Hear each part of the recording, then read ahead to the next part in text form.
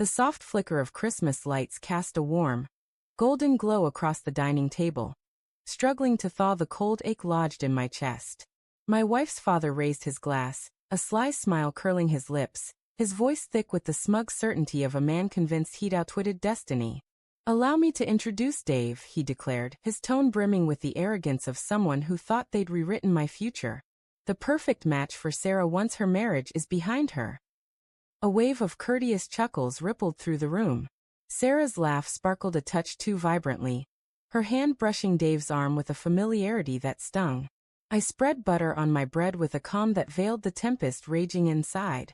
"How charming," I said, my voice steady as stone, my knife gliding with flawless precision. "Dave, have they mentioned that the house is mine? Or the prenup?"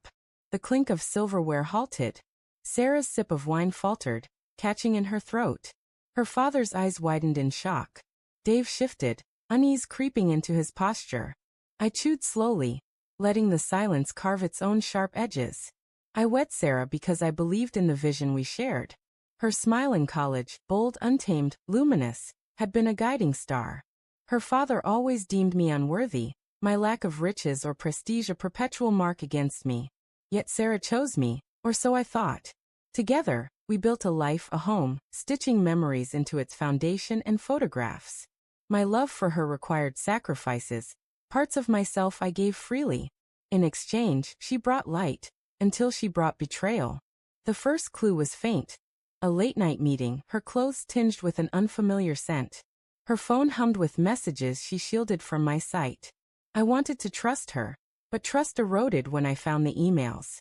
Her father's name threaded through them, scheming to introduce new suitors, plotting to erase me. One name appeared again and again: Dave. Sarah wasn't merely unfaithful. She was a piece in her family's game, manipulated to oust me while I still shared her world. As I stared at the screen, a stark clarity settled over me. My hands remained steady, my heart didn't break. Something colder, keener took hold. Pain hardened into determination. I didn't confront her or beg. Instead, I embraced silence, letting her think I was unaware. While she played her role, I planned. I reviewed our prenup with my attorney, every clause ironclad, every signature unyielding. The house was mine, secured before our vows. My finances safeguarded. Her claim, confined to what I allowed.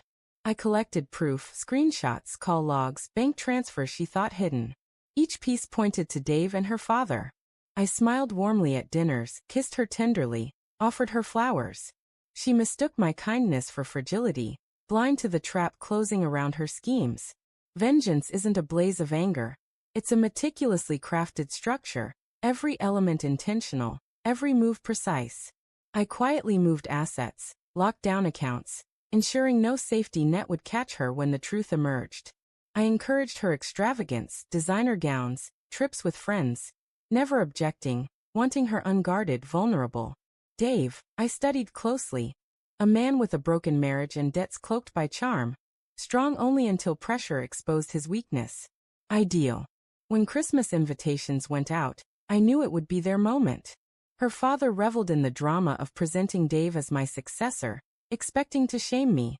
I let them proceed, knowing silence cuts deeper than any outburst. At the dinner, as her father showcased Dave, my pulse remained steady. I was prepared. "Have they told you the house is mine?" I asked, my voice gentle but razor-sharp. "And the prenup?" Wine spilled. Sarah choked. Dave's face clouded with confusion. Her father's expression froze.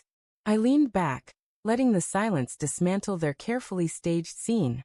In the kitchen later, Sarah confronted me, her voice cutting. "You made me look like a fool," she hissed. "No," I replied, meeting her gaze. "You managed that on your own." I simply revealed the truth. In that instant, she saw it. The glint of my knowledge, the awareness of every secret she thought buried.